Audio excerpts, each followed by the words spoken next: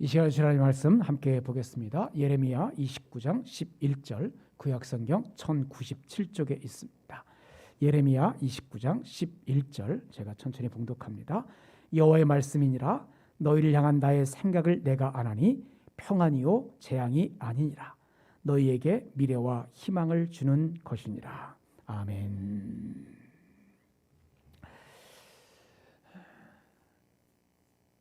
오늘은 2021년 희망을 품고 삽시다라는 제목으로 말씀을 나누려고 합니다. 오 헨리의 소설 가운데 마지막 입새라는 소설이 있습니다. 대부분의 사람들이 이 소설을 읽어보셨을 겁니다. 아이들도 이 소설에 대해서 잘 알 겁니다. 근데 이 소설의 저자의 원 이름은 윌리엄 시드니 포터입니다. 이 윌리엄 시드니 포터는 어린 시절에 부모를 여의고 15살까지만 학교 교육을 받을 정도로 정말 불우한 그러한 삶을 살았습니다. 청년이 되어서 결혼한 후에는 텍사스의 오스틴 은행에서 일하게 되었는데 억울하게 공금 횡령죄로 5년 징역형을 선고받게 됩니다. 설상가상으로 아내를 사별하게 됩니다. 그는 억울하게 수감생활을 하면서 자기처럼 구치소에 들어와 있는 사람들 가운데 억울한 사연과 어려운 환경으로 고통받는 사람들이 많이 있다라고 하는 것을 깨닫게 됩니다. 그래서 그는 그곳에서 들은 이야기들을 하나씩 글로 정리하기 시작했습니다.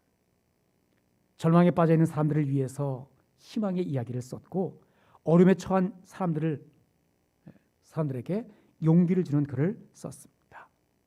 그러나 책을 출간할 단계에 이르렀을 때 아빠가 감옥에 있다는 사실을 모르고 있는 어린 딸 때문에 자기의 이름을 밝힐 수가 없었어요. 그래서 본명을 감추고 오 헨리라고 하는 가명으로 소설을 발표하게 됩니다.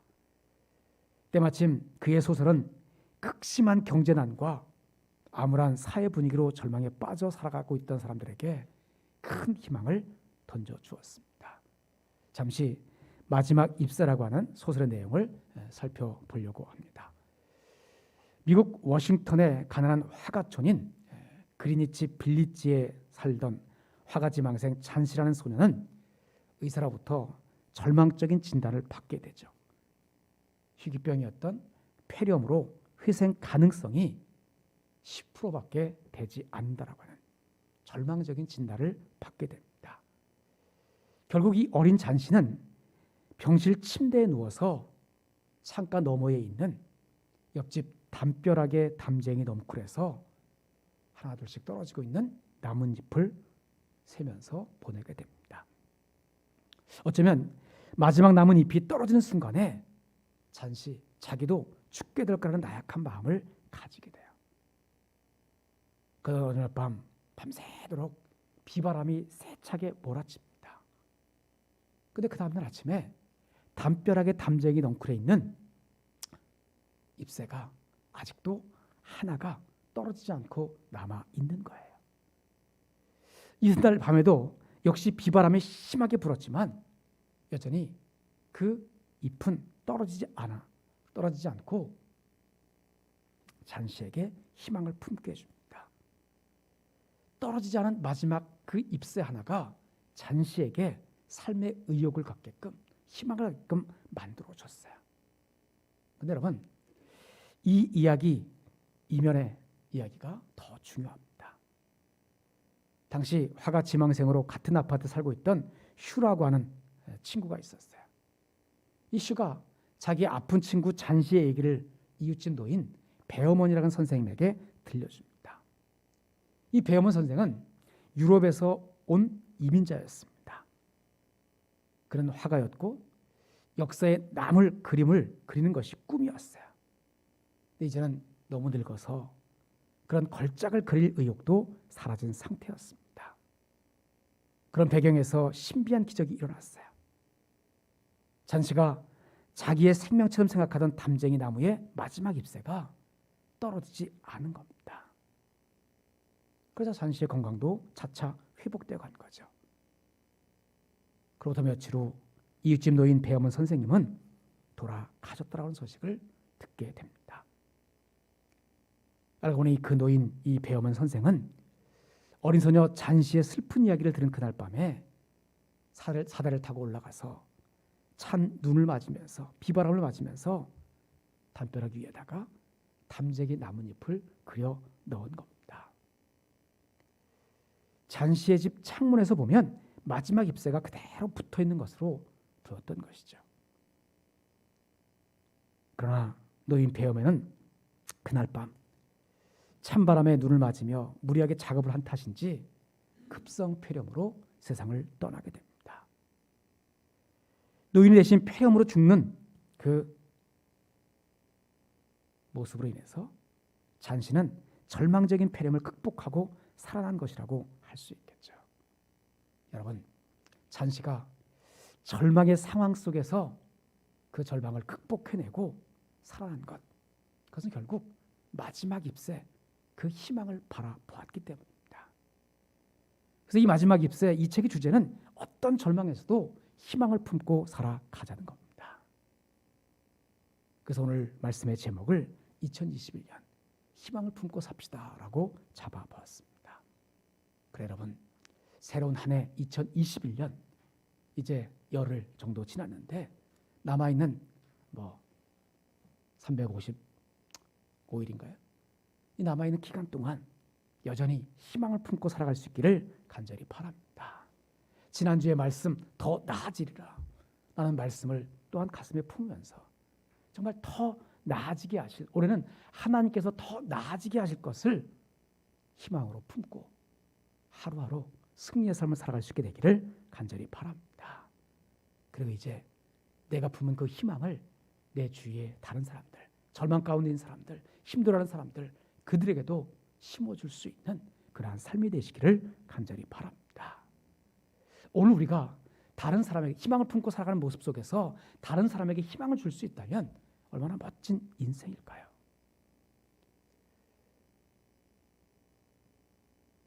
우리가 여기 많이 없지만 지금 각자의 자리에서 내 옆에 있는 사람한테 이렇게 인사했으면 좋겠어요. 당신은 언제나 나에게 희망을 주는 사람입니다. 한번 그렇게 얘기합시다. 시작. 당신은 언제나 나에게 희망을 주는 사람입니다. 여러분, 언제나 희망을 주는 사람, 나에게 희망을 주는 사람, 또 다른 사람에게 희망을 주는 사람이 되어져야 합니다. 나태주 시인이 쓴 그 사람 하나가라는 시가 있습니다. 그 사람 하나가 세상의 전부일 때가 있었습니다. 그 사람 하나로 세상이 가득하고 세상이 따뜻하고 그 사람 하나로 세상이 빛나던 때가 있었습니다. 그 사람 하나로 비바람 거센 날도 겁나지 않던 때가 있었습니다. 나도 때로 그에게 그런 사람으로 기억되고 싶습니다. 사랑하는 여러분, 우리에게 찾아온 2021년 어쩌면 더 힘들고 어려운 일도 있을 수 있습니다. 그러나 하나님께서 우리에게 더 나아지게 하신다라고 하는 희망을 품고 살아갈 수 있는 삶, 그리고 다른 사람에게도 희망을 주는 그런 사람으로, 다른 사람에게 나에게 희망을 준 사람이라고 기억되는 그러한 한 해가 되어지기를 간절히 바랍니다. 바로 오늘 본문 우리가 읽은 예레미야 29장 11절 말씀은 우리의 삶에 희망을 주는 말씀이에요. 다시 한번 보십시오. 여호와의 말씀이니라. 너희를 향한 나의 생각을 내가 아나니 평안이요 재앙이 아니니라. 너희에게 미래와 희망을 주는 것이니라.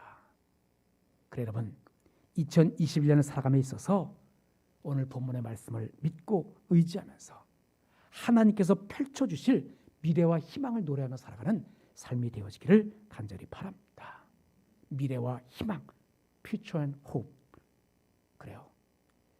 21세기 희망의 신학자 위르겐 몰트만은 이 세계가 희망을 가졌든 못 가졌든지 간에 우리는 하나님의 희망 계획을 믿고 살아가는 자들이다. 그래 여러분, 세계 정세, 세계의 모든 모습들, 코로나로 인해서 이 모든 상황들이 불확실하고 정말 희망이 없는 것 같지만 희망을 가졌든 못 가졌든 간에 우리는 하나님의 희망 계획을 믿고 살아가는 그런 자들이에요. 그러기에 날마다 코람되어 하나님 앞에 선자로서 하나님께서 우리에게 심어주시는 그 희망, 미래의 희망을 품고 하나님의 은혜를 늘 간구하며 살아가는 삶이 되기를 간절히 바랍니다. 그러면 그 어떠한 절망의 상황 속에서도 여전히 희망을 품고 살아갈 수 있어요.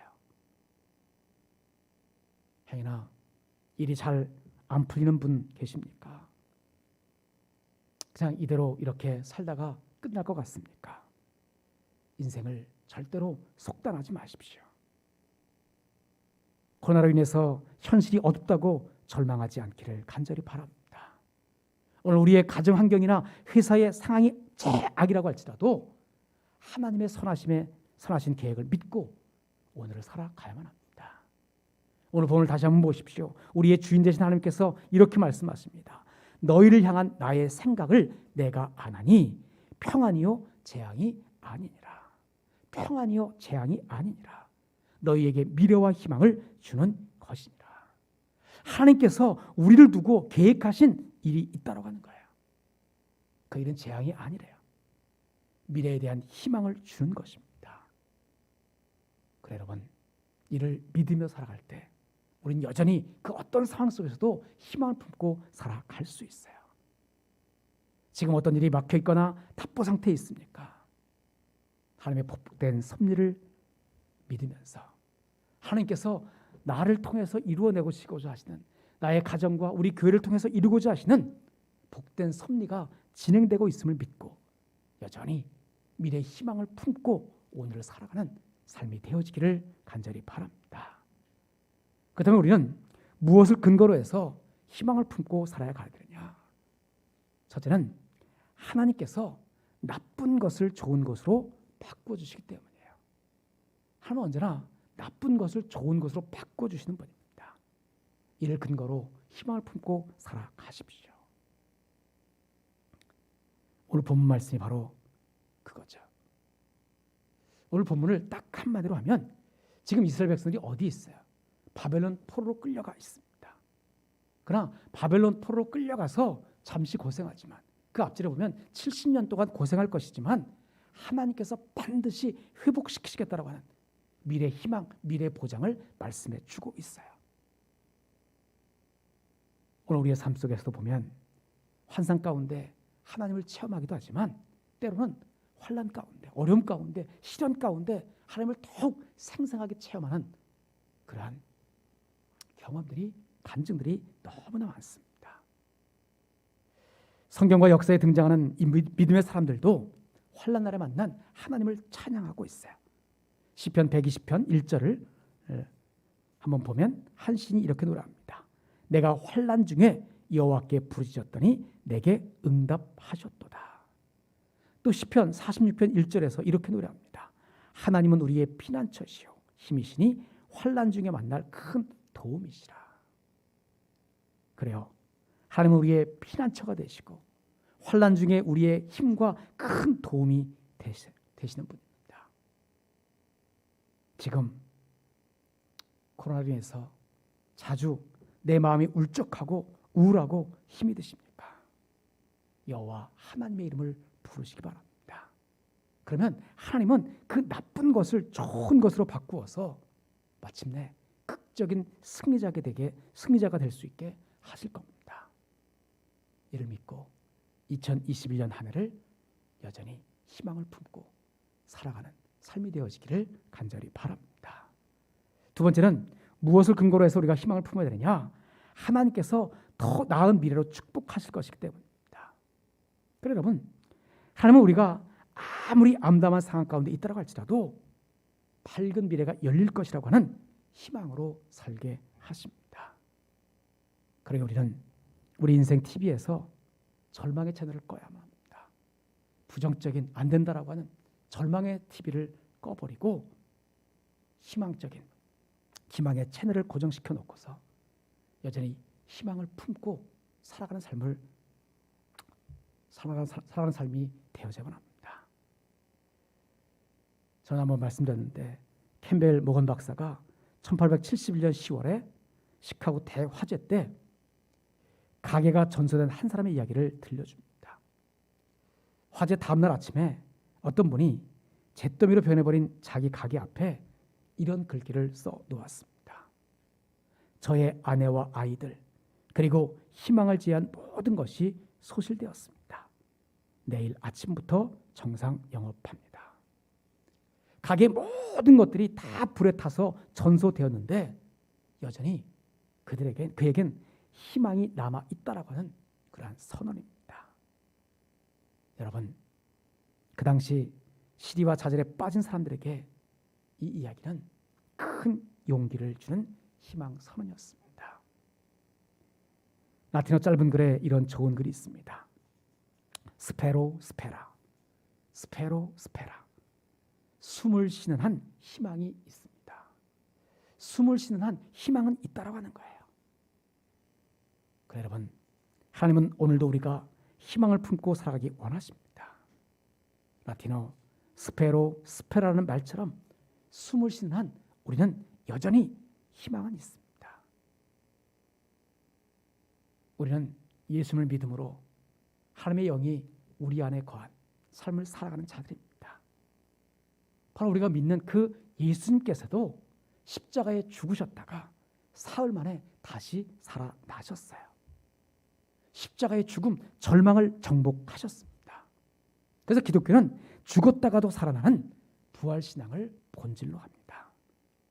그래서 베드로전서 1장 3절에 보면 하나님 아버지께서 우리에게 주신 선물을 한마디로 축약하고 있어요. 우리 주 예수 그리스도의 아버지 하나님을 찬송하리로다. 그의 많으신 긍휼대로 예수 그리스도를 죽은 자 가운데서 부활하게 하심으로 말미암아 우리를 거듭나게 하사 산 소망이 있게 하시며 라고 말씀하죠. 이 말씀을 정리하면 이런 겁니다. 하나님께서는 크신 긍휼로 예수 그리스도를 죽은 자 가운데서 다시 살리셔서 우리에게 산 소망을 안겨주셨다는 거예요. 예수님을 십자가에 죽게 하시고 죽은 자 가운데서 다시 살려내심으로 우리가 산 소망, 희망을 가지고 살게 하셨다는 겁니다. 그래요. 하나님께서는 우리에게 크신 자비를 베푸셔서 예수 그리스도를 죽은 자 가운데서 다시 살리셔서 우리를 거듭나게 하셨어요. 우리를 다시 태어나게 하셨어요. 우리는 이제 절망의 상황에 살아가는 사람들이 아니라 육의 사람으로 살아가는 사람이 아니라 희망을 노래하고 희망을 품고 살아가는, 그래서 산 소망을 우리에게 안겨주셔서 희망을 안고 살아가라고 말씀하시는 겁니다. 오늘 우리는 희망을 품고 살아가는 자들이 되었어요. 절망, 부정적인 그러한 마음을 가지고 살아가는 자가 아니라 희망을 품고 살아가는 자들이 되었습니다. 그러기에 2021년 한 해 하나님께서 우리에게 희망을 보장해 주셨기에 여전히 희망을 품고 희망이 있음을 믿으면서 희망을 품은 자로, 그리고 내가 품은 그 희망을 내 주위에 아직도 절망 가운데 있는 이들에게 나누어 주며 살아가는 그러한 한 해가 되어지기를 주님으로 간절히 축원합니다. 오늘 본문 말씀을 읽고 말씀을 마치겠습니다. 여호와의 말씀이니라. 너희를 향한 나의 생각을 내가 아나니 평안이요 재앙이 아니니라. 너희에게 미래와 희망을 주는 것이니라. 아멘. 기도하겠습니다. 참 좋으신 아버지 하나님, 2021년 한 해를 희망을 품고 살게 하심을 감사드립니다. 하나님께서 우리에게 주시기를 원하시는 것이 재앙이 아니라 평안이요 미래와 희망을 주는 것이기에 2021년 한 해 여전히 희망을 품고 하나님께서 나쁜 것을 좋은 것으로 바꿔주심과 더 나은 미래로 축복하심을 믿고 살아가게 하여 주옵소서. 산소망이신 예수님을 마음에 품은 자로 스페로 스페라 숨을 쉬는 한 희망이 있음을 또한 기억하면서 2021년 한 해 동안 그 어떤 어려움과 환난을 만나도 여전히 희망을 품고 승리의 삶을 살아가는 좋은 모든 성도들 되어 있도록 인도하여 주옵소서. 예수님으로 간절히 기도하옵나이다. 아멘.